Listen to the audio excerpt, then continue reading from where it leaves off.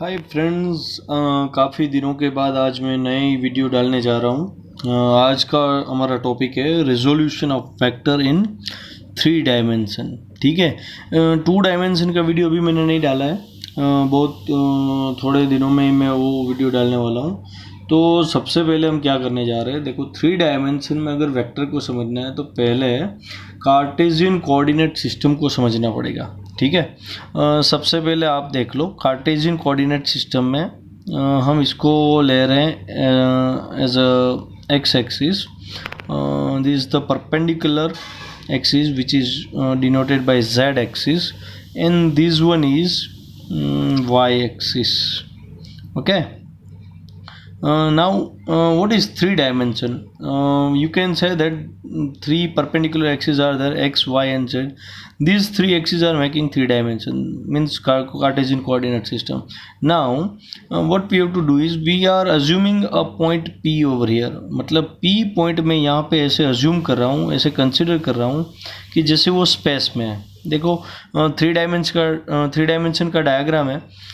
तो आपको P point जो है वो XY प्लेन में ऐसा मत सोचना आप। ठीक है, ये XY प्लेन में नहीं है, ये P वाला जो पॉइंट है वो एयर में है। मतलब XYZ वाला जो 3 डायमेंशन उसकी बीच का जो स्पेस है उसके अंदर P रखा हुआ है। ठीक है, अच्छा चलो मैं P का पोजीशन वेक्टर ड्रॉ कर रहा हूँ ऐसे।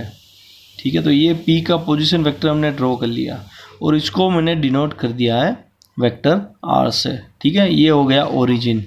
तो अभी क्या करना है, हमें वेक्टर R के मतलब P का जो पोजीशन वेक्टर R है उसके 3 कंपोनेंट्स चाहिए।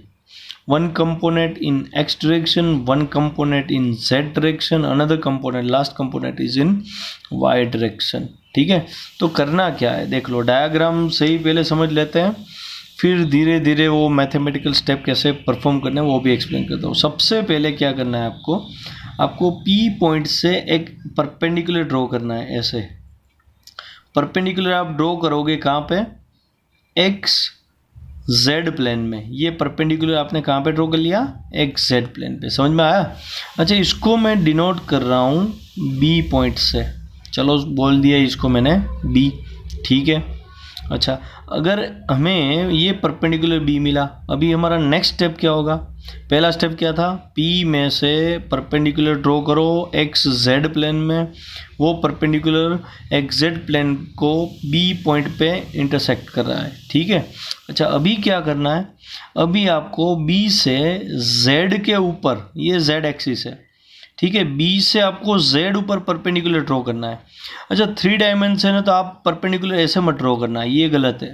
ठीक है, अगर आपको Z पे परपेंडिकुलर ड्रॉ करना है तो आप देख सकते हो Z को परपेंडिकुलर कौन है, X। तो B से परपेंडिकुलर ड्रॉ करना है तो B से परपेंडिकुलर ऐसे ही ड्रॉ करना है कि जैसे वो B से ड्रॉ किया हुआ परपेंडिकुलर एक्स एक्सिस को भी पैरेलल मिले। मतलब आपको परपेंडिकुलर ऐसे ड्रॉ करना है। समझ में आया? चलो इसको मैंने पॉइंट C से डिनोट कर दिया, तो आप देख सकते हो OC जो मिला हमें, OC कंपोनेंट जो मिला उसको मैं Z कंपोनेंट बोल रहा हूँ R का। क्या, इसको मैंने बोल दिया Z कंपोनेंट, और Z का यूनिट वेक्टर K कैरेट, इसको हम बोल सकते हैं ZK कैरेट। ठीक है ना, समझ में आया? मतलब ये सबसे पहले P से B में परपेंडिकुलर ड्रॉ किया, B से Z के ऊपर परपेंडिकुलर ड्रॉ किया, तो हमें R का Z कंपोनेंट मिल गया ZK कैरेट। अभी क्या करना है, अभी आपको B से X एक्सिस पे परपेंडिकुलर ड्रॉ करना है। अच्छा X पे परपेंडिकुलर ड्रॉ करना है तो X को परपेंडिकुलर Z भी है, तो आपको B से Z एक्सिस को पैरेलल लाइन ड्रॉ करना है ऐसे। ठीक है, और ये जो पॉइंट मिला उसको मैं डिनोट कर रहा हूँ D से। तो आप देख सकते हो आपको OD मिल रहा है ये, तो OD जो मिला, ये O2D जो मिला वो हमें मिल गया X component of R vector. मतलब R के 2 कंपोनेंट हमें मिल गए, एक X डायरेक्शन का दैट इज XI कैरेट, एक Z डायरेक्शन का दैट इज ZK कैरेट। अच्छा अभी क्या करना है, अभी आप देख सकते हो आपको चाहिए अभी Y कंपोनेंट। तो Y कंपोनेंट अगर चाहिए तो वो थोड़ा डिफ़िकल्ट है, तो आपको वहाँ पे पूरा क्यूब ड्रॉ करना पड़ेगा। देखो अभी BD लाइन हमने ड्रॉ किया, तो BD लाइन को पैरेलल लाइन यहाँ से ड्रॉ करना है ऐसे। ठीक है, और यहाँ से परपेंडिकुलर में ऐसे ड्रॉ कर रहा हूँ, तो ये देखो क्यूब बन रहा है, ठीक है। तो ये पॉइंट P से डिनोट किया, इसको मैं डिनोट कर रहा हूँ Q से।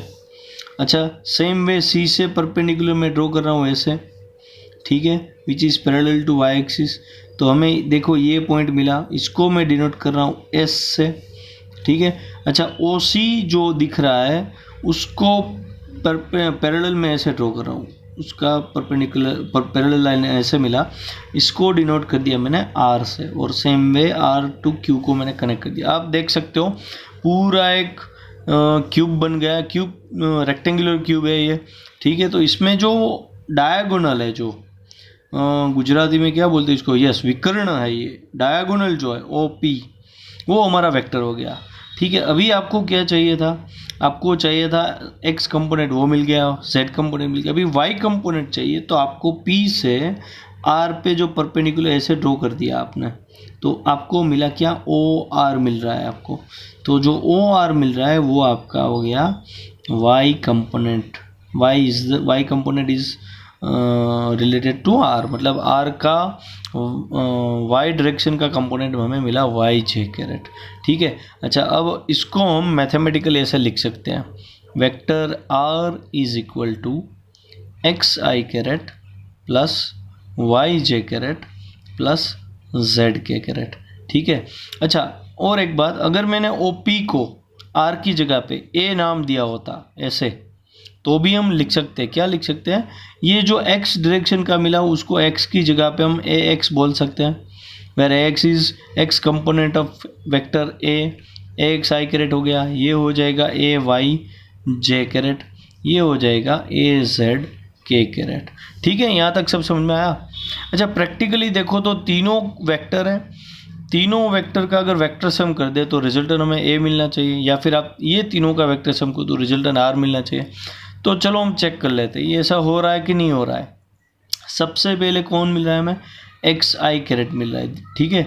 तो देखो मैं xi कैरेट को डार्कन कर रहा हूँ यहाँ पे, ठीक है, ये मैंने डार्क कर दिया, xi कैरेट हो गया ये हमारा। चलो xi कैरेट यहाँ पे मिल गया।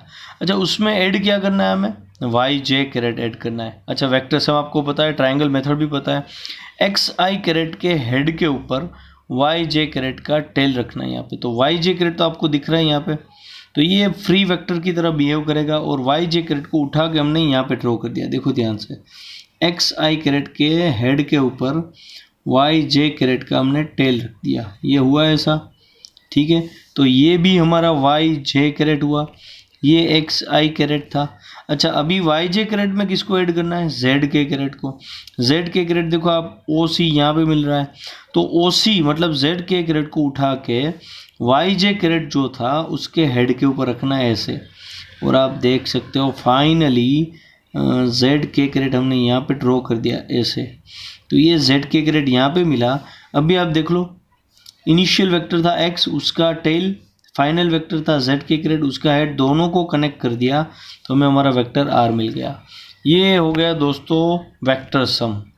अच्छा, और एक बात, अगर इसका मैग्नीट्यूड चाहिए तो क्या करना है, अगर इसका मैग्नीट्यूड चाहिए तो आप ऐसे लिख सकते हो, देखो अगर मैं वेक्टर a के टर्म में ऐसे इसको डिनोट कर दूं, तो magnitude of a is equal to क्या होगा, देखो ध्यान से, ये हो गया ax square plus ay square plus az square. अच्छा, मैंने यहाँ पे ये डायरेक्ट दे दिया, आपको शायद समझ में नहीं आया होगा कि ये कैसे कर दिया। फिर से हम वो वही सेम डायग्राम ड्रॉ कर रहे हैं। देखो ये मैंने फिर से y एक्सिस लिया, ये x एक्सिस है, और ये हमारा z एक्सिस है, ठीक है। फिर से मैं ड्रॉ कर रहा हूँ ऐसे। अच्छा, ये हमारा P पॉइंट था, ये वेक्टर R था, यहाँ पे मैंने A लिया है तो मैं इसको A से डिनोट कर रहा हूँ, ठीक है। फिर से परपेंडिकुलर यहाँ पे ड्रॉ कर लिया, ये ऐसे ड्रॉ किया, ये पैरेलल टू z एक्सिस ले लिया, ठीक है। तो पूरा क्यूब में रिपीट कर रहा हूँ ऐसे। और एक बात देख लो, ये अभी आपको इसका मैग्नीट्यूड चाहिए a का, ठीक है। ये तीनों कंपोनेंट है हमारे, ये z डायरेक्शन का कंपोनेंट है, इसको मैंने a z से डिनोट कर दिया। ये हमारा x डायरेक्शन का कंपोनेंट है, तो इसको मैंने डिनोट किया ax से, और ये हो गया हमारा y डायरेक्शन का कंपोनेंट, तो ये मैं डिनोट कर रहा हूँ ay j caret, ax i caret, az के करे। ये समझ में आ गया शायद आपको, ठीक है ना। तो ये तीनों कंपोनेंट। अभी आप देखो, मुझे अगर ये लेंथ चाहिए, ये लेंथ कितना होगा आप बताओ, डायग्राम में देखो ये लेंथ कितना होगा। आप देख सकते हो इसका लेंथ ax है तो इसका लेंथ भी ax होगा, ठीक है। अच्छा, इसका लेंथ az है तो इसका लेंथ क्या होना चाहिए, वो भी az ही होगा, ठीक है ना। अच्छा, सेम वे ये ay है तो ये लेंथ और ये लेंथ कितना होगा आपका, यस ay मिलेगा। अच्छा, अभी देखो सबसे पहले मुझे a चाहिए। मैं क्या कर रहा हूँ, देखो मैं यहाँ से एक डायगोनल ड्रॉ कर रहा हूँ, ये डायगोनल ड्रॉ कर लिया तो ये ax है, ये हमारा az है। तो ये जो डायगोनल हमें मिला उसका मैग्नीट्यूड क्या होगा, उसका मैग्नीट्यूड मैं यहाँ पे लिख रहा हूँ, देखो ध्यान से, ax square plus az square, ये हो गया। कैसे, क्योंकि ये एंगल आप देखो ध्यान से 90 डिग्री का है, क्योंकि ये क्यूब था तो क्यूब की दो बॉर्डर होती है जो वो परपेंडिकुलर रहती है। तो ax and az both are perpendicular, दोनों एक दूसरे को परपेंडिकुलर है। तो ये हमारा हाइपोटेन्यूस हुआ ना। तो पाइथागोरस थ्योरम क्या था, hypotenuse square equal to both side square करके उसका टोटल कर दो। तो हमें ये मिल गया ax square plus az square. पर आप ध्यान से देखो ये ay है तो ये भी ay हुआ, ठीक है। फिर से ध्यान से देखो ये लाइन और ये लाइन, ये भी परपेंडिकुलर है, ये 90 डिग्री एंगल यहाँ पे बन रहा है। तो ये ay हमें मिल गया, ये ay है और ये ax square plus az square हमें ये चाहिए था। तो मतलब ये ट्राइंगल अगर मैं बाहर निकाल दूँ, ध्यान से देखना, 3 डायमेंशन है, कंफ्यूज मत होना। तो देखो ध्यान से, ये a वेक्टर मैंने ड्रॉ कर लिया ऐसे, फिर से ये वेक्टर a है हमारा, ये हमारा डायगोनल था जो मैंने ड्रॉ किया है वो, इसको मैं फिर से यहाँ पे लिख रहा हूँ ax square plus az square, ठीक है। और ये हमारा था ऐसे, ठीक है। इसको मैंने डिनोट किया था ay से। अच्छा, ये दोनों के बीच का एंगल कितना था, 90 डिग्री का। अच्छा, डायग्राम देखो तो आपको 90 ये दिखाई देगा, लेकिन ये 90 नहीं है, ठीक है। 3 डायमेंशन में इसलिए दिख रहा है। एक्चुअली हमने डायगोनल में से जो वॉल पास हो रही थी वो वॉल का कैलकुलेशन करना था, इसलिए मैंने ये ड्रॉ किया, ठीक है। अभी समझ में आया ना। आप देख सकते हो अभी ये 90 नहीं है, 90 तो यही होगा, ये भी 90 होगा, समझ में आ रहा है ना अभी 3 डायमेंशन। अच्छा, तो अभी a का वैल्यू चाहिए तो आप देख सकते हो ये दोनों साइड मिलके 90 डिग्री बना रहे, तो ये हाइपोटेन्यूस हुआ।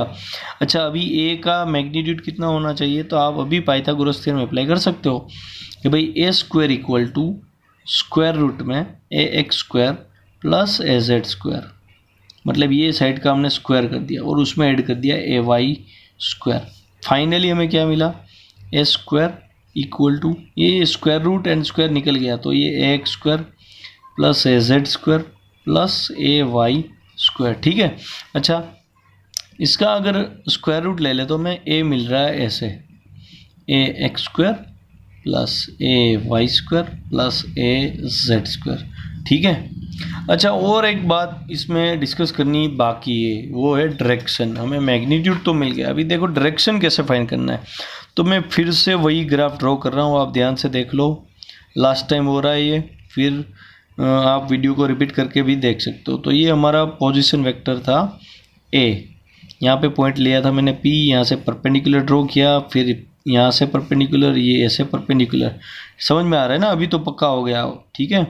ऐसे करना है, देख लो ध्यान से। अभी देखो ध्यान से, ये वेक्टर a है, इसको मैं डार्कन कर रहा हूँ, ये a वेक्टर, इसका मैं डायरेक्शन चाहिए। तो ये x एक्सिस, ये z एक्सिस एंड ये y एक्सिस। आप लोग देखो, a वेक्टर x एक्सिस के साथ कुछ एंगल बना रहा है, उसको मैंने डिनोट किया अल्फा से, ठीक है। दूसरा आप देखो y वेक्टर a y के साथ एंगल जो बना रहा है उसको मैंने डिनोट कर दिया बीटा से। और वेक्टर a z एक्सिस के साथ भी कोई एंगल बना रहा है उसको मैंने डिनोट कर दिया गेमा से, ठीक है। आप आगे पढ़ोगे ऐसा कि x कंपोनेंट हो, जो भी डायरेक्शन का कंपोनेंट हो, वो वेक्टर के साथ, उसके साथ जो एंगल बना है x एक्सिस के साथ, उसका कॉस लेना है, ठीक है। अल्फा क्या है, angle between ax and a, and उसका कॉस कंपोनेंट लेना है, तभी ax मिलेगा। सेम वे ay चाहिए तो आपको a cos बीटा लेना है एंड ए